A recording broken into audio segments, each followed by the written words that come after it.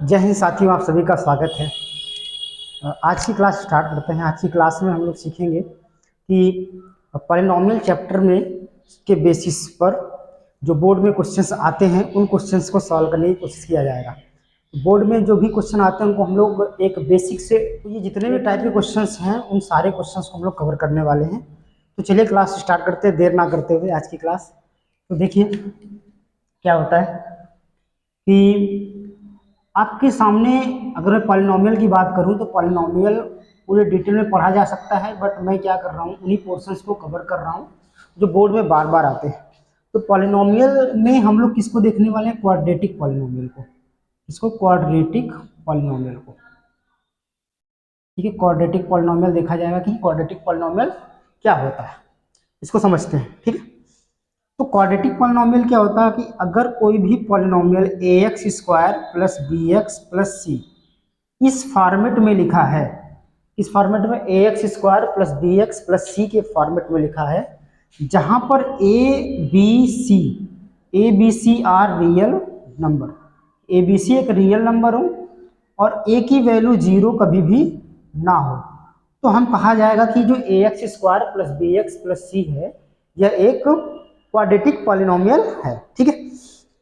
तो I hope ये सारी चीजें समझ में आ रही होगी आपको। देखिए अब इसमें ए क्या है, ए को बच्चे पहचान नहीं पाते कि ए क्या है, ए की वैल्यू क्या है। तो देखिए एक्स स्क्वायर के साथ जो चिपका है, एक्स स्क्वायर के साथ जो चिपका है वो क्या रहेगा? ए, ठीक है। मतलब एक्स स्क्वायर को भूल जाओ तो बचा हुआ ए है, ठीक है। ऐसे ही एक्स को भूल जाए तो बचा हुआ क्या है? बी है।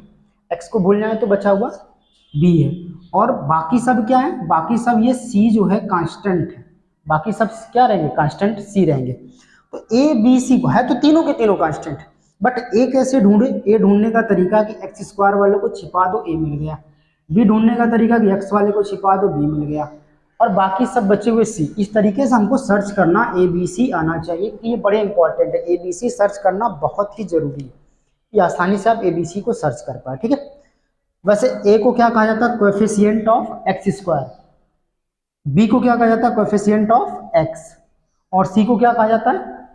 सी को कहा जाता है कि कांस्टेंट टर्म, ठीक है। इस तरीके से हम इसको जानते हैं। अगर हम इस क्वाड्रेटिक पॉलिनॉमियल को, इस क्वाड्रेटिक पॉलिनॉमियल को अगर हम सॉल्व करें, ठीक है, इस क्वाड्रेटिक पॉलिनॉमियल क्या करें? अगर हम सॉल्व करें तो दो जीरो जाते हैं। कितने जीरो जाते हैं? दो जीरो। एक तो अल्फा एक बीटा, दो जीरो जाते हैं। एक का नाम हमने अल्फा रख दिया, एक का नाम बीटा रख दिया। हमसे क्वेश्चन क्या पूछा जाता है कि सम ऑफ जीरोज बताइए। क्या बताइए? Sum of zeros, sum of zeros, ठीक है। तो सम ऑफ जीरोज कैसे निकालना है कि इन जीरोज का सम कर देना, अल्फा प्लस बीटा कर देना, अल्फा प्लस बीटा। और निकालने का एक फार्मूला आपका होता है। फार्मूला क्या होता है कि माइनस कोएफिशिएंट ऑफ एक्स पान में कोएफिशिएंट ऑफ एक्स स्क्वायर, ये होता है फार्मूला, ठीक है। सम ऑफ जीरोज निकालने का फार्मूला क्या होता है? अल्फा प्लस बीटा रिप्रेजेंट करते हैं और माइनस कोएफिशिएंट ऑफ एक्स अपान में कोएफिशिएंट ऑफ एक्स स्क्वायर किया जाता है, ठीक है। और देखिए ऐसे ही आपसे पूछा जाता है product of zeros, product of zeros, कि जीरोज का प्रोडक्ट बताइए, मतलब अल्फा और बीटा का मल्टीप्लाई बताइए, अल्फा और बीटा का मल्टीप्लाई। तो ये होता है constant term, constant term upon coefficient of x square, ठीक है। तो आप देखिए बताइए कि कोएफिशिएंट ऑफ एक्स स्क्वायर कितना होता है? तो कोएफिशिएंट ऑफ एक्स स्क्वायर क्या होता है? ए होता है। तो आप इस फार्मूले में यहाँ पर कोएफिशिएंट ऑफ एक्स स्क्वायर की जगह पर क्या लिख देते हैं? ए।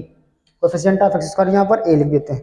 और कोएफिशिएंट ऑफ एक्स क्या होगा? एक्स के बगल वाला देखिए कौन है? एक्स को छोड़कर बी है, तो ये बी क्या होगा? कोएफिशिएंट ऑफ एक्स हो गया, और ये माइनस लगा दिया, तो माइनस बी अपॉन ए फार्मूला बन गया सम ऑफ जीरोज का।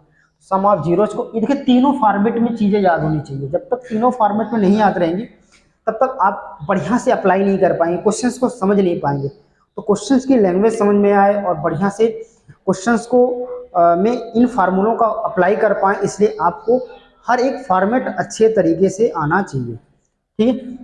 ऐसे देखिए प्रोडक्ट ऑफ जीरोज की मैं बात करूं तो प्रोडक्ट ऑफ जीरोज क्या होता है? अल्फा इंटू बीटा, जिसको हम क्या कहते हैं? Constant upon coefficient of x square. तो ये तीनों फॉर्मेट में आना चाहिए, तीनों फॉर्मेट में ये फार्मूला याद होना चाहिए। आई होप ये सारे फार्मूले आपको याद हो चुके होंगे। ठीक है, तो चलिए आगे बढ़ते हैं। तो अभी हमारे पास दो फार्मूले हैं। देखिए एक बार में अचानक याद तो होते नहीं फार्मूले, ये भी मैं जस्ट बताया तुरंत आपको फार्मूले याद हो गए। इनको याद करना पड़ता है, याद करवाना पड़ता है। ठीक है, तो ये दोनों चीज़ें होती हैं। अगर ऑफलाइन क्लासेस में अगर बच्चे होते हैं तो दोनों चीज़ें की जाती है। तो चलिए इन्हीं फार्मूलों को अप्लाई करने की कोशिश करते हैं और बोर्ड के क्वेश्चंस को सॉल्व करते हैं। देखिए आपके पास एक पॉलिनोमियल है 3x² माइनस 7x प्लस 4। अब आपको इसके सम ऑफ जीरोज बताने हैं। इसका क्या होता है ना, सम ऑफ जीरोज मतलब अल्फा प्लस बीटा बताना, और प्रोडक्ट ऑफ जीरोज भी बताना, यानी अल्फा इंटू बीटा बताना। तो अल्फा प्लस बीटा का फार्मूला था माइनस कोएफिशिएंट ऑफ x अपान में कोएफिशिएंट ऑफ x²। और यहाँ पे प्रोडक्ट ऑफ जीरोज क्या था, प्रोडक्ट ऑफ जीरोज था constant term upon coefficient of x² था। तो इन्हीं फार्मूले पे हम अप्लाई करते हैं। कोएफिशिएंट ऑफ x का मतलब क्या हो गया, x वाले को छिपाओ तो क्या बचा, ये -7, x वालों को छोड़ा तो -7, तो -7 क्या है, कोएफिशिएंट ऑफ x है, और एक माइनस क्या लगा देना, ये फार्मूले वाला माइनस लगा दीजिए, अपान x² का कोएफिशिएंट आप ढूंढेंगे तो x² कोएफिशिएंट क्या मिलेगा, x² को छिपा दीजिए तो 3 मिल गया, 3 मिल गया। या तो आप इस चीज़ को सम ऑफ जीरोज को आप डायरेक्ट करना सीखिए कि इसमें इससे इसको डिवाइड करना है, 3 से -7 को क्या करना है, डिवाइड करना है। देखो 3 से -7 क्या करना है, डिवाइड करना है, और एक सिंबल माइनस का लगा देना है। 3 से -7 को डिवाइड करना है, एक सिंबल क्या करना है, माइनस का लगा देना। ठीक है, इस तरीके से सम ऑफ जीरोज आ जाएगा, यानी 7/3 आ गया, 7/3 माइनस माइनस प्लस हो गया, 7/3 आ गया। अल्फा इंटू बीटा निकालना है, यानी कि कांस्टेंट टर्म। कांस्टेंट टर्म आप देखिए तो यहाँ पे कांस्टेंट टर्म कितना है, 4 है, कांस्टेंट टर्म 4 है। और कोएफिशिएंट ऑफ x² की बात करें तो कोएफिशिएंट ऑफ x² कितना है, 3 है, ये हो गया 4/3। अगर डायरेक्ट करने की कोशिश करें तो देखो 3 से किसको डिवाइड करना है, 4 को डिवाइड करना, तो डायरेक्ट आपका 4/3 आ जाएगा। मतलब कि इससे अगर हमने इसको डिवाइड किया तो सम डिवाइड करके माइनस सिंबल लगा दिया तो सम ऑफ जीरोज निकल आएगा, और इससे अगर इसको डिवाइड किया और तुरंत क्या आ जाएगा, प्रोडक्ट ऑफ जीरोज आ जाएगा। ठीक है, बहुत ही इजीली ढंग से मैं इस चीज़ों को बता रहा हूँ। आई होप ये सारी चीज़ें समझ में आ रही होंगी। ठीक है,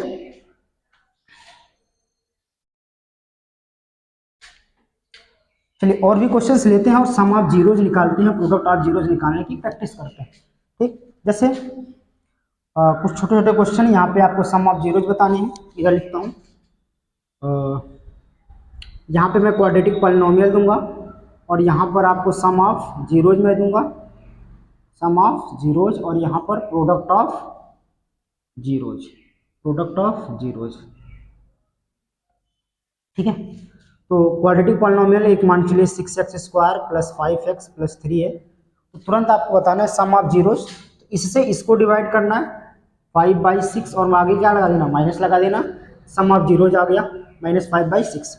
इससे इसको डिवाइड करना है तो 3 को 6 से डिवाइड करेंगे तो 1/2 क्या आ गया, प्रोडक्ट ऑफ जीरोज। बहुत ही आसानी से आ रहा है। देखिए अब मैं कुछ और क्वेश्चन देता हूँ। मान लीजिए 8x² माइनस 4x माइनस 7, आपको क्या बताना है, सम ऑफ जीरोज बताना। तो इससे इसको डिवाइड करना है -4/8, और आगे एक और सिंबल क्या लगा देना है, माइनस, ये हो गया 1/2।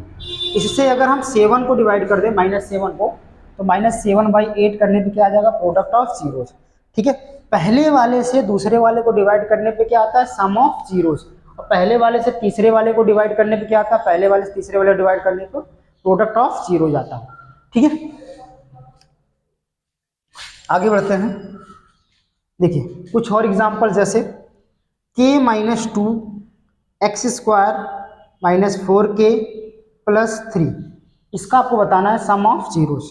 तो आप क्या करिए, देखिए x² में मल्टीप्लाई में कौन है, ये k-2 है, तो k-2 से हम क्या करेंगे, यहाँ पर kx होना चाहिए क्वेश्चन में, kx, यहाँ पर जो -4k है, x को छोड़कर जो मिलेगा -4k, तो -4k को हमको डिवाइड करना है k-2 से, और -4 और एक क्या करना है, माइनस भी लगा देना है। तो -4k को हमको क्या किससे डिवाइड करना होता है, k-2 को। मतलब हमको छोड़ना किसको होता है, एक्स स्क्वायर को छोड़ना होता है, और यहाँ से किसको छोड़ना होता है, एक्स को। जीवन में देखो एक्स को छोड़ना बहुत जरूरी है, चाहे एक्स स्क्वायर हो चाहे एक्स हो, ठीक है। तो एक्स स्क्वायर और एक्स को यहाँ पे छोड़ देते हैं, तो ये डिवाइड करने पे आ गया, सम ऑफ जीरोज आ गया। ऐसे ही आपको प्रोडक्ट ऑफ जीरोज निकालना है, तो 3 को डिवाइड करना किससे, k-2 से। 3 को डिवाइड करना k-2 से, तो 3 को अगर k-2 से डिवाइड कर दिया तो ये आ गया आपका प्रोडक्ट ऑफ जीरोज आ गया, ठीक है।